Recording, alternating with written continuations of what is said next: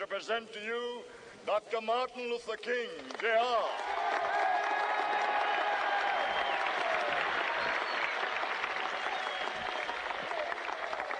I am happy to join with you today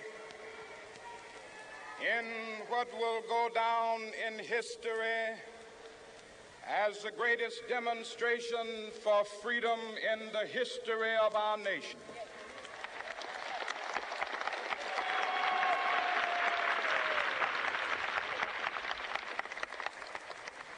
Five score years ago, a great American in whose symbolic shadow we stand today signed the Emancipation Proclamation. This momentous decree came as a great beacon light of hope to millions of Negro slaves who had been seared in the flames of withering injustice. It came as a joyous daybreak to end the long night of their captivity. But 100 years later, the Negro still is not free. 100 years later, the life of the Negro is still sadly crippled by the manacles of segregation and the chains of discrimination. 100 years later, the Negro lives on a lonely island of poverty in the midst of a vast ocean of material prosperity. 100 years later, the Negro is still languished in the corners of American society and finds himself in exile in his own land. And so we've come here today to dramatize a shameful condition. In a sense, we've come to our nation's capital to cash a check. When the architects of our republic wrote the magnificent words of the Constitution and the Declaration of Independence, they were signing a promissory note to which every American was to fall heir. This note was a promise that all men, yes, black men as well as white men, would be guaranteed the unalienable rights of life, liberty, and the pursuit of happiness. It is obvious today that America has defaulted on this promissory note insofar as her citizens of color are concerned. Instead of honoring this sacred obligation, America has given the Negro people a bad check, a check which has come back marked insufficient funds.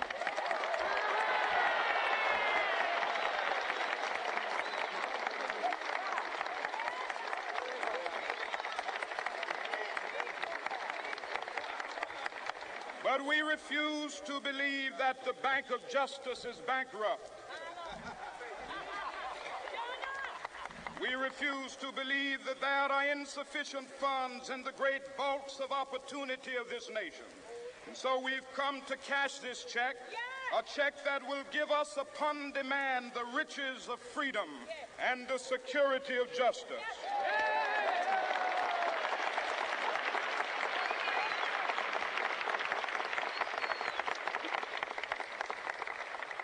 We have also come to this hallowed spot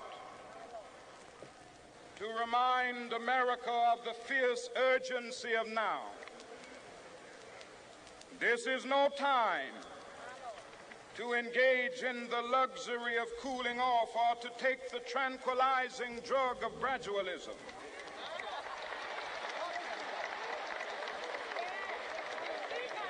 Now is the time to make real the promises of democracy. Now is the time to rise from the dark and desolate valley of segregation to the sunlit path of racial justice. Now is the time to lift our nation from the quicksands of racial injustice to the solid rock of brotherhood. Now is the time to make justice a reality for all of God's children. It would be fatal for the nation to overlook the urgency of the moment. This sweltering summit of the Negro's legitimate discontent will not pass until that is an invigorating autumn of freedom and equality. 1963 is not an end, but a beginning. Those who hope that the Negro needed to blow off steam and will now be content will have a rude awakening if the nation returns to business as usual.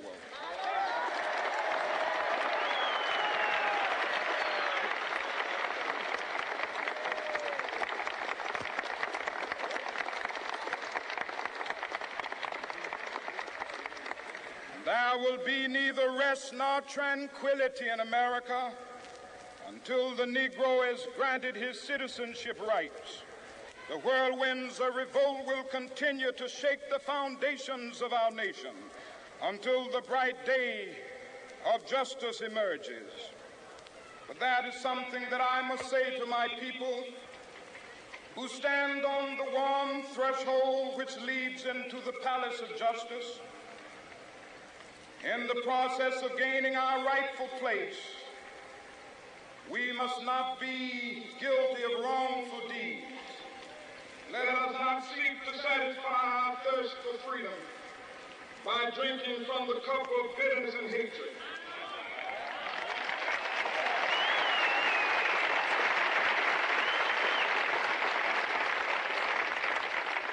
We must fail to conduct our struggle on the high plane of dignity and discipline. We must not allow our creative protest to degenerate into physical violence. Again and again, we must rise to the majestic heights of meeting physical force with soul force. The marvelous new militancy which has engulfed the Negro community must not lead us to a distrust of all white people. For many of our white brothers, as evidenced by their presence here today, have come to realize that their destiny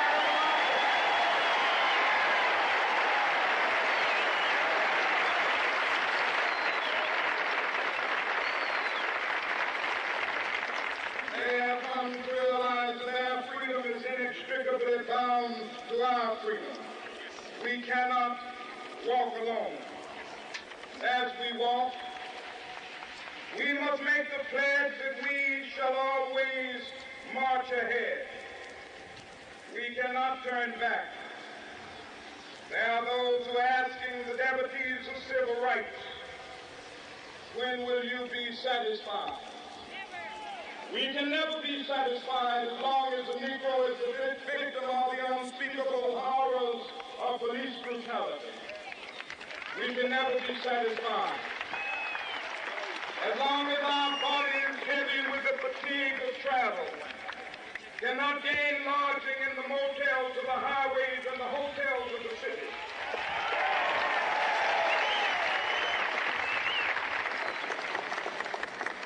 We cannot be satisfied as long as a Negro in Mississippi cannot vote and a Negro in New York believes he has nothing for which to vote.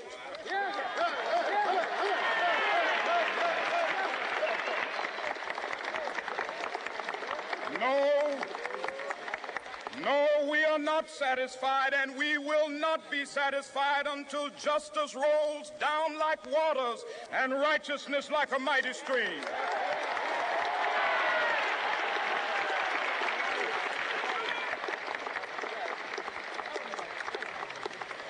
I am not unmindful that some of you have come here out of great trials and tribulations. Some of you have come fresh from narrow jail cells. Some of you have come from areas where your quest for freedom left you battered by the storms of persecution and staggered by the winds of police brutality. You have been the veterans of creative suffering.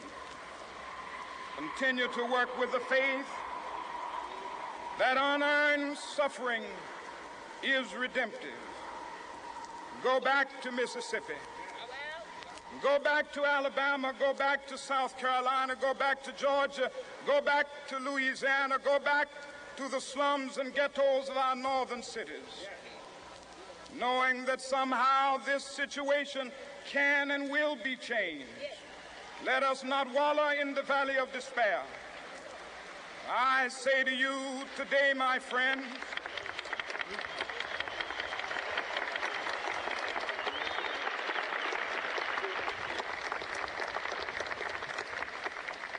so even though we face the difficulties of today and tomorrow, I still have a dream.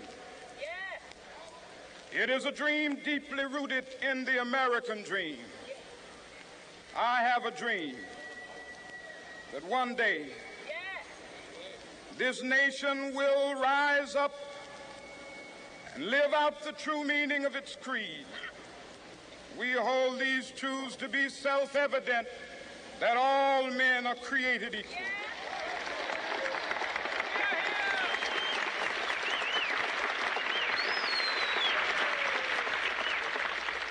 I have a dream that one day on the red hills of Georgia, the sons of former slaves and the sons of former slave owners will be able to sit down together at the table of brotherhood. I have a dream that one day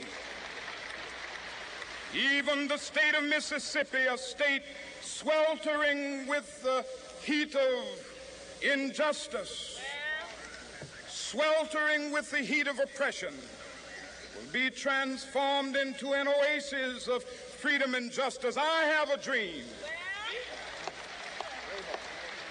that my 4 little children will one day live in a nation where they will not be judged by the color of their skin, but by the content of their character. I have a dream today.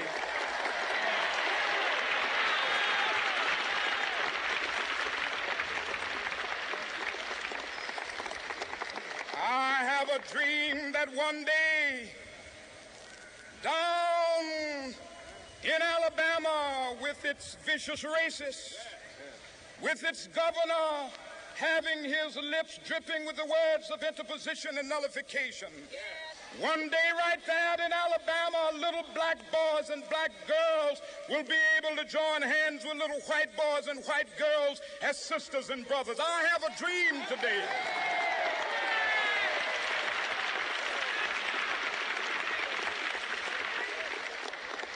I have a dream that one day every valley shall be exalted, and every hill and mountain shall be made low. The rough places will be made plain, and the crooked places will be made straight. And the glory of the Lord shall be revealed, and all flesh shall see it together. This is our hope.